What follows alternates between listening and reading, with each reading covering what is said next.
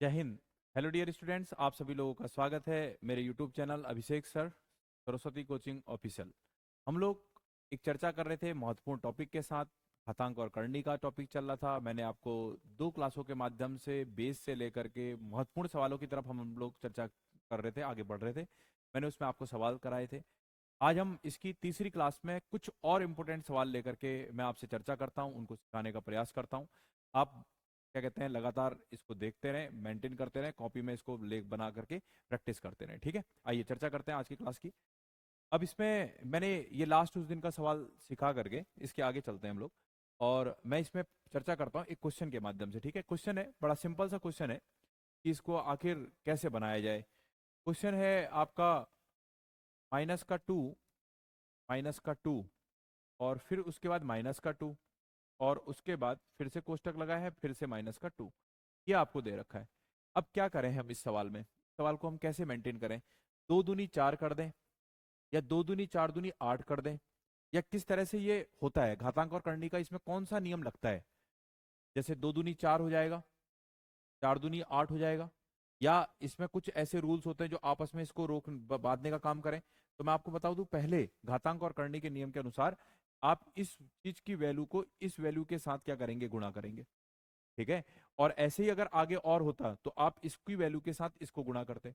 तो आप पहले इन दोनों का गुणा करेंगे, इसका गुणा नहीं करेंगे, ये आधार है, घातों का आपस में गुणा करेंगे। ठीक है, 2 और 2, 2 दूनी 4, तो आप कहेंगे -2 की पावर आपका 4।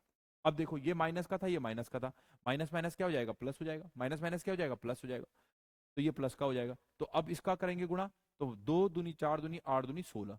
अब 16 आएगा, minus minus plus, plus minus minus, minus minus plus, तो फिर से किसका आंसर आ जाएगा, 16। तो बहुत ही सिंपल और बेसिक सवाल, भ्रम पैदा करेगा। और उसमें 4 ऑप्शन जो इस तरह से डिजाइन करेगा कि उसमें 16 भी देगा आपको, 2 दूनी 4 दूनी 8 भी देगा, या और ऐसे डिजाइन करेगा जिसमें बच्चा फंसे। तो सिंपल सवाल है, मेंटेन करने का प्रयास करेंगे। चलिए नेक्स्ट सवाल देखते हैं।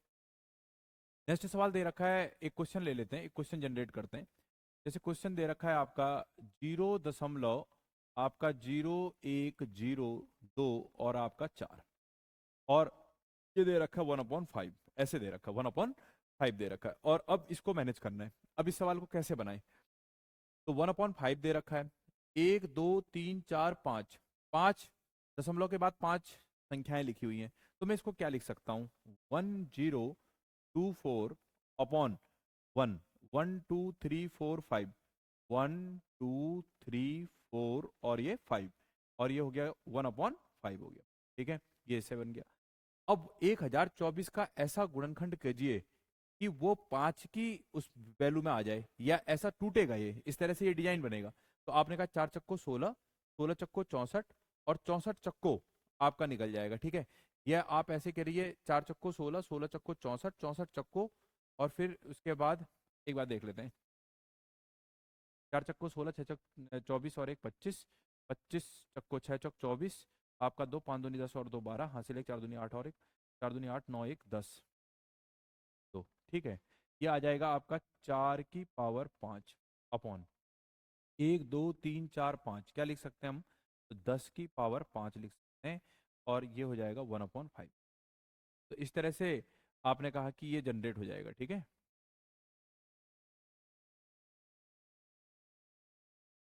तो आपने कहा ये आ जाएगा। अब इसको और सॉल्व करते हैं तो क्या बन जाएगा, 4/10, 5 × 1/5, ये इससे कट जाएगा।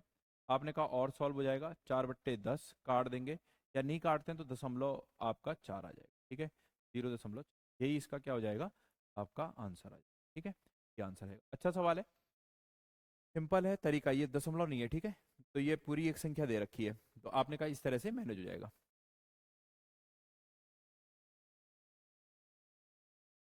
क्या आपका ऐसे, तो ठीक है, इस तरह से मैनेज करेंगे। अगला सवाल देख लेते हैं।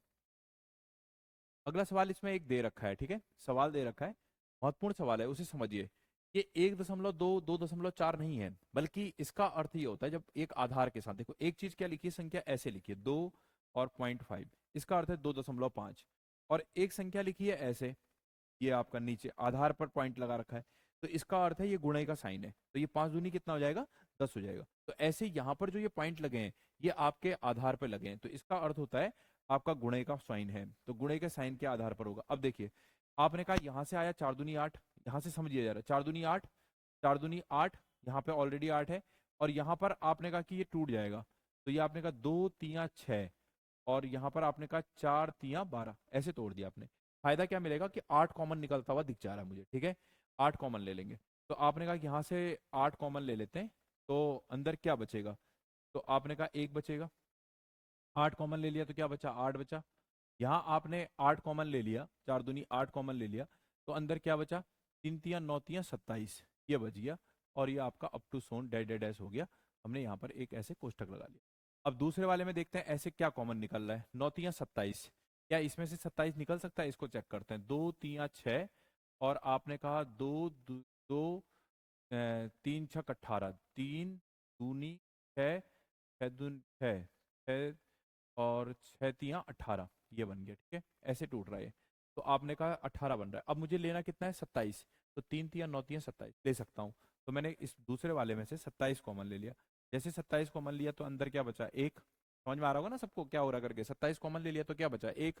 अब इसमें से देखो 3 तिया 9 तिया 27, 27 तो बाहर आ गया, तो बचा क्या, 2 दूनी 4 बच गया।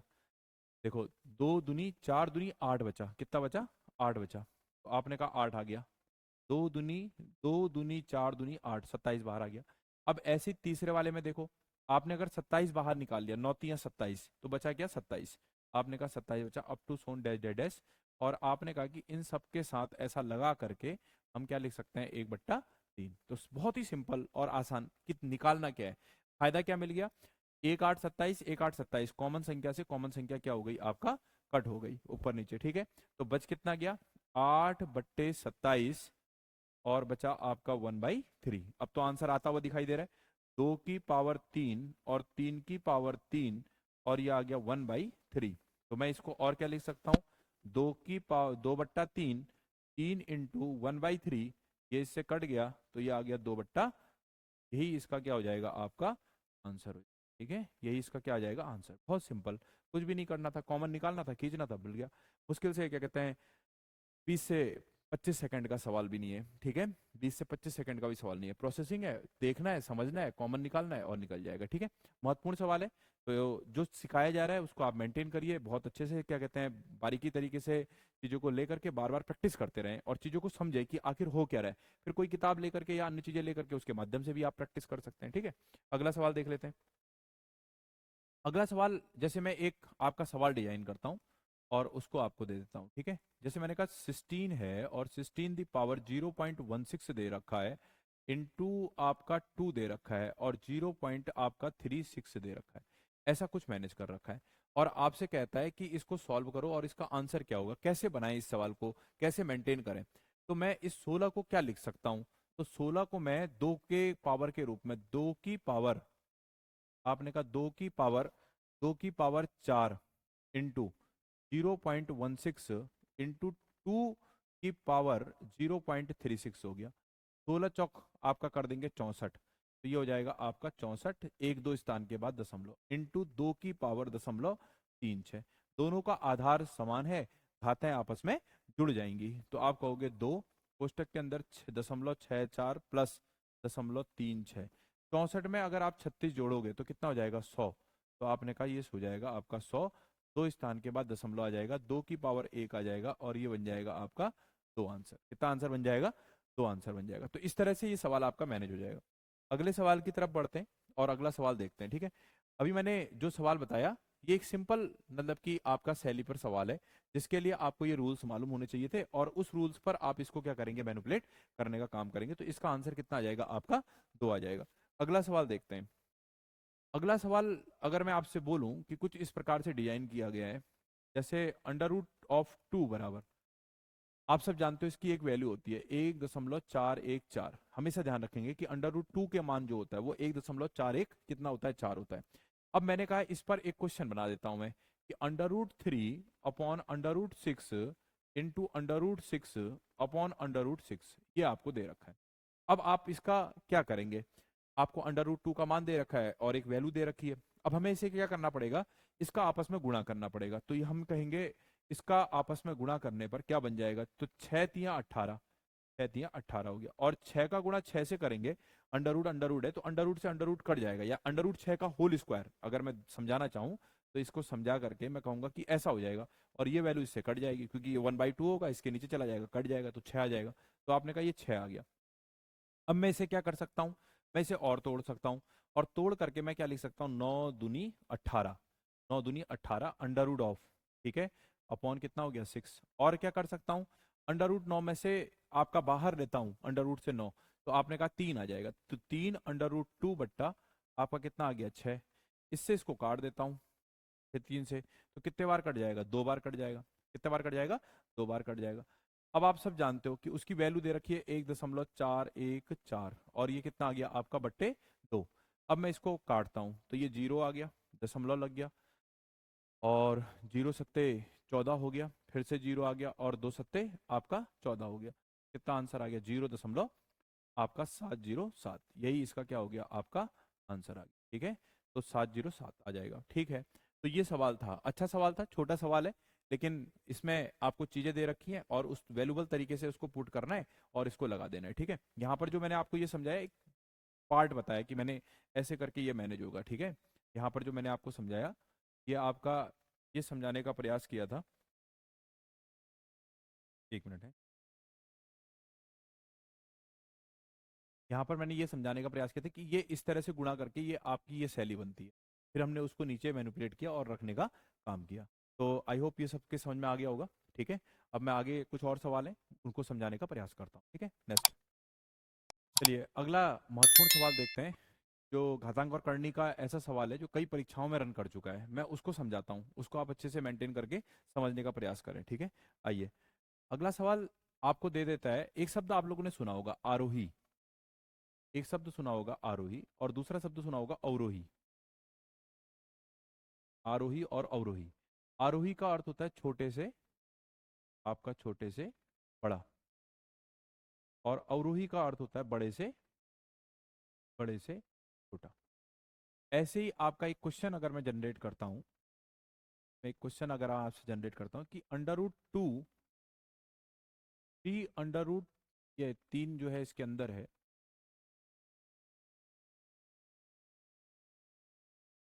3 आपका 4 under root 2, 3 under root 4, 3 under root 4 हो गया, और ऐसे ही 4 आपका 6 हो गया, ठीक है, अंडर रूट 6 का आरोही क्रम क्या होगा, आरोही क्रम, असेंडिंग और डिसेंडिंग ऑर्डर। तो आपसे पूछ रहा है आरोही क्रम क्या होगा। अब आरोही पूछ रहा है, छोटे से क्या पूछ रहा है, बड़े पूछ रहा है। अब कैसे इसको मेंटेन करें, अब देखो ऐसे सवालों को कैसे बनाएं, ध्यान दीजिए। अब यहाँ पर क्या होगा, जब कुछ भी नहीं लिखा है तो यहाँ पर 2 होगा, ये आपका 3 दे रखा है और ये 4, तो आप डायरेक्टली करो कि 2, 3 और 4 का एलसीएम क्या होगा, एलसीएम निकाल लीजिए पहले। तो 2, 3 और 4 का अगर मैं देखता हूँ एलसीएम क्या होता है, न्यूनतम। तो हम क्या पकड़ते हैं, अधिकतम। अधिकतम संख्या को पकड़ने के बाद वो सबसे डिवाइड हो जाए, तो वो संख्या क्या होगी, 8 तो होगी नहीं, 4 तो होगी नहीं, आपका 8 हो नहीं सकती है, 12 होगी, क्या होगी 12। तो एलसीएम कितना बन गया, 12। मैंने अभी इससे पहले वाला टॉपिक एलसीएम और एचसीएफ पढ़ाया था, तो उसमें मैंने आपको बताया था कि कैसे हम इसको निकालें। तो आप कह देंगे कि इसका एलसीएम क्या आ जाएगा, 12। जिसने नहीं देख रखे हैं इससे पहले एलसीएम और एचसीएफ का टॉपिक, तो वहां जा करके वो समझ ले, मैंने ट्रिक के माध्यम से एलसीएम और एचसीएफ को निकालना सिखा रखा है। तो उसी ट्रिक को मैंने यहाँ पर फॉलो किया और डायरेक्टली निकाल दिया कि कितना आंसर आ जाएगा, 12। अब जैसे 12 आया, तो फिर उसके बाद मैं यहाँ पर इसको लेकर के मेंटेन करता हूँ। तो अंडर रूट 2 है, अंडर रूट 2 को मैं क्या लिख सकता हूँ, 2 1/2 लिख सकता हूँ, 2 की पावर 1/2 लिख सकता हूँ। लेकिन अब मुझे बनाना क्या है, इसे 12 बनाना है। तो अब इसे 12 बनाने के लिए मैं क्या करता हूँ, 2 ले लेता हूँ, और मैंने कहा 1/2 गुणा 6 कर देता हूँ, तो 6 कर दिया, तो 6 दूनी 12 हो गया। लेकिन मैं 6 अपने आप से तो दे नहीं सकता हूँ, और 6 देने के बाद ऐसा मेंटेन होना चाहिए कि वो 6 अपने आप में कट भी जाए। तो मैं यहाँ पर लिख देता हूँ 2 की पावर 6, 2 की पावर 6, और इसको मैंने बना दिया कोष्टक में। तो इससे क्या फर्क पड़ेगा कि ये जो बैलेंस है वो अपना बना रहेगा, और ये अब आगे को मेंटेन होगा। तो आपने कहा 1/2 6 गुणा 6, तो इससे 6 से 6 कट जाएगा, फिर से वही वैल्यू बन जाएगी 1/2, और फायदा क्या मिलेगा, 2 की पावर 6 इंटू 1/2 इंटू 6 हो जाएगा, तो 6 दूनी 12 हो गया। तो आपने कहा इसे 12 बनाना होता है, 12 बना दिया। जैसे अगला देख लीजिए, आपने कहा 3 है, आपका अंडर रूट ऑफ 4 है, क्या बनाएंगे इसे, 4 1/3 बनाएंगे। अब 4/1/3 बनाना है आपको, बनाना है इस 3 को कितना बनाना है, 12। तो आपने कहा 4 है, ये 1/3 है, 12 बनाने के लिए मैंने 4 से गुणा कर दिया। जब यहाँ 4 से गुणा तो किया तो इसके साथ भी क्या रखेंगे, घात 4, तभी तो 4 की 4 वैल्यू कट जाएगी, फिर से वही वैल्यू बन जाएगी, तो कोई फर्क नहीं पड़ेगा। इसी प्रकार से अगर 4√6 है तो मैं इसे क्या लिख सकता हूँ, 4 है तो मैं लिख सकता हूँ 6 6 1/4। और अब इसे मैं देखता हूँ तो कैसे कर सकता हूँ, 6 हो गया और 1/4 हो गया और ये 4 3 12 हो गया, और यहाँ पर भी मैं क्या दे दूंगा, 3 दे दूंगा। अब इसको और सॉल्व कर लेते हैं, ये देखिए, तो 2 दूनी 4, 4 दूनी 8, दूनी 16, दूनी 32, दूनी 64, तो ये कितना हो गया 64। 64 की पावर 1/12, सिमिलरिटी जानी चाहिए। अब देखो ये है आपका 4 3 12, ये तो 12 बन जाएगा। अब 4 का पहाड़ा पड़ना है, 4 चक्को 16, 16 चक्को 64 और 64 चक्को करना है, तो 4 चक्को 16, आपने कहा 6 चौक 24 और 1 25, 256, तो आपने कहा ये कितना आ जाएगा, 256 आ जाएगा। 256 की पावर 1/12 आ जाएगा, ठीक है, तो ऐसे बन जाएगा ये। अब इसके बाद आपने कहा ये क्या बनेगा, 6 छक 36, आपने कहा ये है आपका 6 छक 36, 36 छक्का कितना हो जाएगा, 216, 216 1/12। इससे क्या फायदा मिला कि तीनों का जो घात है वो आपका समान हो गया और आधार अलग अलग हो गया। अब मुझे बताइए, घातें अगर समान है तो इस आधार पर सबसे आपका जो छोटा है वो क्या होगा, तो आपने कहा 64 आपका 1/2। अब हम इसके आंसर की तरफ चल रहे हैं, तो 64 आपका 1/12 जो है वो सबसे छोटा है। अब इससे बड़ा क्या है, तो आपने कहा 216 है, 216 1/12। इससे बड़ा क्या है आपका, तो आपने कहा 256 आपका 1/12 है, इससे बड़ा। अब आपने कहा कि इसको मैं क्या लिख सकता हूँ, तो 64 1/12 को कितना लिखा है आपने, √2। हो सकता है ऐसे आंसर दिया हो आपको, √2, और इसके बाद आपने लिखा हो 4√6, और फिर आप लिखेंगे क्या कहते हैं 3√4 ऐसे। तो इस तरह से आप इसे मेंटेन कर देंगे, यही इसका क्या क्रम कराएगा, आरोही क्रम कराएगा। तो बहुत इंपॉर्टेंट सवाल है, ठीक है, कुछ नहीं करना है, इतने लंबी प्रोसेसिंग भी नहीं लगानी है, डायरेक्ट एलसीएम निकालना है, डिजाइन करना है उसी लाइन में, और अगली लाइन में आंसर बता देना है। ये तो मैंने समझाने के लिए आपको बेस कि आप लोगों को दिक्कत ना हो, एक एक स्टेप आपको समझ में आ जाए कि होता क्या है सवाल में। तो इस तरह से हम छोटे से बड़ा है या बड़े से छोटा है, जो भी आपसे पूछेगा उसको आप निकाल सकते हैं और मैनेज कर सकते हैं, ठीक है। चलिए, तो बहुत इंपॉर्टेंट सवाल है, ठीक है, इसको देखिए। नेक्स्ट सवाल है, नेक्स्ट क्वेश्चन करते हैं हम लोग, ठीक है। जैसे एक क्वेश्चन दे रखा है, एक क्वेश्चन बनाता हूं मैं। जैसे क्वेश्चन दिया है आपका, बहुत इंपॉर्टेंट सवाल है, x1/a बराबर आपका y1/b बराबर z1/c है, और आपको इंडिकेट करेगा कि अगर x y और z बराबर 1 है तो सिद्ध करो या प्रूफ करो, प्रूफ दैट, ठीक है, सिद्ध करो कि a plus B plus C बराबर 0, ये सिद्ध कर, तो ये प्रूफ करना है। अब ये सवाल बनना है, घातांक और करनी के नियम के आधार पर बनाना है। कैसे बनेगा, अब देखिए, अब मैं इस चीज की वैल्यू को लेता हूं और मैं इसको एक कांस्टेंट वैल्यू के साथ देखता हूं, x1/a बराबर y1/b बराबर z1/c बराबर कितना हो गया k। अब पर्टिकुलर इसकी तुलना इस k के साथ कर देता हूं, तो क्या आ जाएगा, x x आ जाएगा आपका k की पावर a, x k की पावर क्या आ जाएगा आपका a आ जाएगा। पर्टिकुलर एक की तुलना कर देंगे, ठीक है। जैसे मैं और थोड़ा अच्छे से समझा देता हूं कि ऐसा कैसे हो रहा है, तो आप पर्टिकुलर एक को लेकर, क्योंकि सब बराबर में, तो एक को लेकर के तुलना कर लीजिए, x बराबर a बराबर k, तो आप इसे क्या लिख सकते हैं, x बराबर k की पावर a लिख सकते हैं। इसी प्रकार आप y को क्या लिख सकते हैं, तो y को भी आप क्या लिख सकते हैं, k की पावर आपका b। तो इसी प्रकार से z को क्या लिख सकते हैं, तो z को भी लिख सकते हैं k की पावर c। ठीक उसी प्रकार की सिमिलरिटीज उसमें देखने को मिल गई। अब होता क्या है, आपको एक पॉइंट दे रखा है कि अगर x y z बराबर कितना दे रखा है, 1, अब इसमें रख दीजिए आप, तो आपने कहा x की जगह पर कितना रखेंगे, k की पावर a, और y की जगह पर कितना रखेंगे, k की पावर b, और c की जगह पर कितना रखेंगे, k की पावर c, और बराबर कितना कर देंगे 1। सबके आधार समान है, आधार क्या हो गए, समान, तो घातें आपस में जुड़ जाएंगी। महत्वपूर्ण सवाल, मोस्ट इंपोर्टेंट सवाल, ध्यान से समझिए इसे, k की power a plus B plus C बराबर, अब 1 दे रखा है, 1 को मैं क्या लिख सकता हूं, तो मैंने आपको घातांक और करनी में बताया था कि मैं इसको किसी की पावर अगर 0 करता हूं तो वो क्या बन जाएगा, 1 बन जाएगा। तो k की पावर 0 करता हूं जिससे मैं तुलना कर ले जाऊं, तो k की पावर 0, तो आपने कहा इसे हम लिख सकते हैं k की पावर 0, घातांक और करनी के नियम के अनुसार, ऐसा मैंने आपको स्टार्टिंग में सिखा रखा है। तो आप जब k की पावर 0 करोगे और दोनों समानांतर है, बराबर है, और तुलना करते हो, तो आप डायरेक्टली कहोगे a plus B plus C बराबर आपका 0, और यही आपको क्या करना था, प्रूफ करना था। यही इसका क्या हो जाएगा, आपका आंसर हो जाएगा। इंपोर्टेंट सवाल है परीक्षाओं की दृष्टि से, आप इसे अच्छे से मैनेज करें। बहुत इंपॉर्टेंट सवाल है, ठीक है, ध्यान में रखें इस सवाल को। इससे पहले भी आरोही और अवरोही क्रम का भी सवाल, मुश्किल से 30 से आपका 25 से 30 सेकंड 20 सेकंड के सवाल हैं ये, ठीक है। आप इसको इसी तरीके से सीख करके मैनेज करने का प्रयास करें और समय को समझते हुए पेपर को हल करने का प्रयास करें। पेपर किस प्रकार की वैल्यू का पार्ट है, पेपर टाइम मैनेजमेंट कैसे चाहता है, टाइम को कैसे मैनेज करना है। आप दौड़ लगाते हो, 100 क्वेश्चन आ रहे हैं, 100 में से 100 मेरे सही हो जाएं। और मेरा बार बार ये कहना है कि आप पहले जो परीक्षा की मेरिट गई है उसको पहले ध्यान में रखें, और उसी में या तो 5 नंबर ऊपर होता है या 5 नंबर नीचे चढ़ता है। तो पेपर के तहरीर को देख करके ये चीज का अनुमान लग सकता है। आप उसी हिसाब से अपने प्रश्नों को उठाएं। कौन कह रहा है आप 100 में से 100 करें? 100 में से 100 करके कौन क्या कहते हैं आज तक परीक्षा निकाल पाया है? तो सीधी सी बात है, उसी के आधार पर आप टाइम मैनेजमेंट करें। आप टाइम मैनेजमेंट अगर 100 क्वेश्चन को लेकर के टाइम मैनेजमेंट अपना बना रहे हैं तो सीधी सी बात है आपको ज्यादा लगेगा। और मेरिट अगर इसकी गई है अगर 70 गई है तो सीधी सी बात है आप 70 को समझ करके अपना टाइम टेबल बनाएं, तो अपने आप ही आपका टाइम क्या हो जाएगा, सेव हो जाएगा। और आपको लगभग एक प्रश्न में 1 मिनट का समय मिल जाएगा।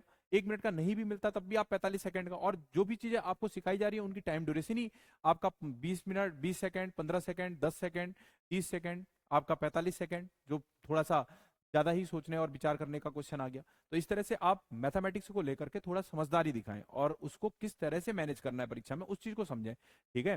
परीक्षा वाले ने अपने 100 नंबर के हिसाब से टाइम टेबल बना करके दिया कि इतना टाइम में आपको 100 क्वेश्चन हल करने हैं। लेकिन क्या 100 क्वेश्चन हल करने के बाद एग्जाम निकलता है? ये बात सोचिए, और उसके बाद समझने का प्रयास करें कि हमें कितने क्वेश्चन उठाने हैं या कितनी इससे पहले की मेरिट गई है, उतने ही क्वेश्चन को लेकर के हम क्या करेंगे, अपना टाइम टेबल बनाएंगे या टाइम मैनेजमेंट करेंगे। तब आपको समय भी मिलेगा और चीजें आपका बेहतरीन हो जाएंगी। और प्रैक्टिस इतनी रखें कि परीक्षा में बैठ करके हर सवाल पर बहुत गंभीरता से सोचने और विचारने का प्रयास ना करें। इतनी प्रैक्टिस रखें कि देखते ही ये सवाल मेरा है, मैं इसे बना सकता हूं, तुरंत बना दीजिए। यही तरीका होता है परीक्षाओं को क्या कहते हैं मैनेज करने का, ठीक है। तो इस चीज का ध्यान में रखें आप लोग। चलिए अगले सवाल की तरफ हम लोग बढ़ते हैं। अगले सवाल की तरफ बढ़ते हैं, ठीक है। अच्छा सवाल था ये। नेक्स्ट सवाल है, जैसे एक क्वेश्चन दे रखा है आपका, एक आपका क्वेश्चन दे रखा है, जैसे क्वेश्चन दे रखा है आपका x की पावर a अपॉन एक्स की पावर b, और उसके बाद दे रखा है a प्लस बी, ठीक है। ऐसे डिजाइन कर रखा है आपका एक्स बी एक्स सी, और ये दे रखा है आपका b प्लस सी। ऐसे डिजाइन कर रखा है आपका एक्स सी एक्स ए, और ये दे रखा है आपका c प्लस ए दे रखा है। ऐसे आपको डिजाइन करके दे रखा है एक्स की पावर a अपॉन एक्स की power b a plus b, x की पावर b एक्स की power c b plus c, ये एक्स की पावर c एक्स की power a c plus a. सीधी सी बात है, आप जानते हो घातांक और करनी के नियम के अनुसार आधार समान है, इसीलिए घातें आपस में माइनस हो जाएंगी। तो आप डायरेक्टली से क्या लिख सकते हो, एक्स ए माइनस बी, और आपका क्या आ जाएगा a प्लस बी। इसको क्या लिख सकते हो, एक्स बी माइनस सी, और ये क्या हो जाएगा एक्स बी प्लस सी। ये क्या हो जाएगा एक्स सी माइनस ए बराबर एक्स सी प्लस ए आ जाएगा, ठीक है। ये हो जाएगा। मैं इसको क्या लिख सकता हूँ, X A square minus B square. इसे क्या लिख सकता हूँ, X B square minus C square. इसे क्या लिख सकता हूँ, X C square minus A square. सबका आधार समान है, घातें आपस में जुड़ जाएंगी। A square minus B square plus B square minus C square plus C square minus A square, सब आपस में क्या हो गया, जुड़ जाएगा। इसका बेनिफिट क्या मिलेगा, ए स्क्वायर से ए स्क्वायर कट जाएगा, सी स्क्वायर से सी स्क्वायर, ये इससे कट जाएगा। तो कट करके क्या बनेगा, एक्स की पावर क्या बचेगा, 0, और एक्स की पावर 0 का मान कितना हो जाएगा, 1, ठीक है। यही इसका क्या हो गया, आंसर हो गया। सब कट गया, 0 आ गया, ठीक है। तो एक्स क्यू आर 0 का मान कितना होता है, 1। अच्छा सवाल है, ठीक है। तो इस तरह के सवाल छोटे छोटे आते हैं परीक्षाओं में, कुछ भी नहीं करना, फॉर्मूला आपको ध्यान में मैनेज करना है, घातांक करनी के नियम को रिपीट करते रहना है, और आप सब जानते हो आधार समान है तो खाते आपस में जुड़ जाएंगे, मैनिपुलेट हो गया, आंसर आ गया, ठीक है। चलिए नेक्स्ट सवाल देख लेते हैं। एक सवाल इसमें और मैं बनाने का प्रयास करता हूं, अच्छा सवाल है और देखते ही उसका आंसर आ जाना चाहिए। जैसे 1/1 प्लस आपका ए की पावर m अपॉन ए की पावर m दे रखा है, और प्लस 1/1 प्लस ए की पावर m अपॉन ए की पावर n दे रखा है। तो हम इसे क्या करें, डायरेक्टली अगर मैं इसे मैनेज करता हूं ना, तो आप सब जानते हो ए की पावर m आधार समान हो जाएगा, और ये ए की पावर m प्लस ए की पावर n हो जाएगा, और ये ऊपर चला जाएगा। तो मैं डायरेक्टली कर लेता हूँ, ठीक है। ए की पावर m अपॉन ए की पावर m प्लस ए की पावर n, ऐसा लिख सकता हूँ ना मैं इसे मैनेज करके। इसी प्रकार से मैं इसको क्या कर सकता हूँ, ए की पावर n, ए की पावर n प्लस ए की पावर m, ये आगे पीछे लिखा है कोई फर्क नहीं पड़ता है, आधार समान बन गया, आधार समान है, इसीलिए ऊपर की संख्या आपस में क्या हो जाएगी, जुड़ जाएगी। ए की पावर m प्लस ए की पावर n अपॉन ए की पावर m प्लस ए की पावर n, कोई फर्क नहीं पड़ेगा, आगे पीछे कट जाएगा और आंसर आ गया आपका 1। बहुत सिंपल, ठीक है। इसका आंसर कितना आ गया, 1। तो ये सिंपल सवाल है, इस तरह से डिजाइन करना है तो प्रैक्टिस में रखिए, ठीक है। ऐसे सवाल अगर मूव करते हैं तो मुश्किल से 10 सेकेंड आपका 8 सेकेंड में आप इसके आंसर मैनेज कर सकते हैं, ठीक है। देखते ही आपके सवाल है ये। नेक्स्ट सवाल देख लेते हैं एक बार। जैसे एक क्वेश्चन दे रखा है, आपका एक क्वेश्चन डिजाइन कर रखा है और आपको दे रखा है इसमें कि x की पावर a अपॉन x की पावर b आपका 1 अपॉन ए बी दे रखा है। इसी प्रकार से x की पावर b x की पावर c आपका ये दे रखा है 1 अपॉन बी सी। इसी प्रकार से x की पावर c x की पावर a ये दे रखा है आपका 1 अपॉन सी ए, ठीक है। तो कैसे इसको हल करेंगे, तो फिर से वही नियम लग जाएगा, आधार समान है, घातें आपस में घातांक और करनी के नियम के अनुसार माइनस हो जाएंगी, a minus b upon a b, ठीक है बेटा। ये हो जाएगा x b minus c upon b c, ये हो जाएगा x आपका c माइनस ए अपॉन क्या हो जाएगा सी ए, ऐसा बन जाएगा, ठीक है। अब इसको सॉल्व कर देते हैं, पर्टिकुलर एक को लेकर के अगर सॉल्व करता हूं मैं तो क्या आएगा आपके पास, x a से a कट जाएगा 1 अपॉन बी, माइनस b से b कट जाएगा 1 अपॉन ए। मैं इसको देखता हूं तो क्या हो जाएगा, b से b कट जाएगा 1 अपॉन सी माइनस 1 अपॉन आपका b। इसको देखता हूं x, तो ये c से c कट जाएगा 1 अपॉन ए माइनस a से a कट जाएगा 1 अपॉन सी। आधार समान है तो घातें आपस में क्या हो जाएंगी, जुड़ जाएंगी, तो ये x हो गया 1 upon B minus 1 upon A plus 1 upon C minus 1 upon B plus 1 upon A minus 1 upon C हो जाएगा। फायदा क्या मिलेगा, ये कट गया, ये कट गया और ये कट गया, तो x की पावर कितनी आ गई फिर से 0, और x की पावर 0 का मान कितना हो गया, 1 हो गया। तो इस तरह से ये हम आपका मैनेज कर सकते हैं और सवाल निकाल सकते हैं, ठीक है। तो इस तरह से मैंने आपको कुछ महत्वपूर्ण घातांक और करनी के सवाल बताए। आप लोग इसकी बार बार प्रैक्टिस करें, आप इसे बार बार रिवाइज करें, साथ ही साथ में नियमों को किसी कैपिटल कॉपी में लिखें और उसे याद करें। तो इस तरह से घातांक और करनी के महत्वपूर्ण सवालों में ये मेरी आपकी तीसरी आपकी क्लास थी, जिसके माध्यम से मैंने आपको क्वेश्चन कराए और समझाने का प्रयास किया। आई होप ये सारी चीज़ें आपको बहुत अच्छे से आ रही होंगी समझ में, आप इसे अच्छे से सीख रहे होंगे। मेरे चैनल को ज़्यादा से ज़्यादा लाइक करें, कमेंट्स करें, थोड़ा सा मनोबल बढ़ेगा, थोड़ा सा और आपके प्रति जिज्ञासा और बढ़ाने का प्रयास करेंगे कि भाई थोड़ा और समय निकाल करके इस YouTube के माध्यम से आपके बीच में चलने का और प्रयास करें। तो थोड़ा सा आप चैनल को सब्सक्राइब करें, लाइक करें, अपने साथियों सहपाठियों से बताएं और कमेंट्स में जरूर बताएं कि किस तरह की व्यवस्थाएं हैं और कैसा आपको लग रहा है, ठीक है। तो इसी के साथ जय हिंद, जय भारत।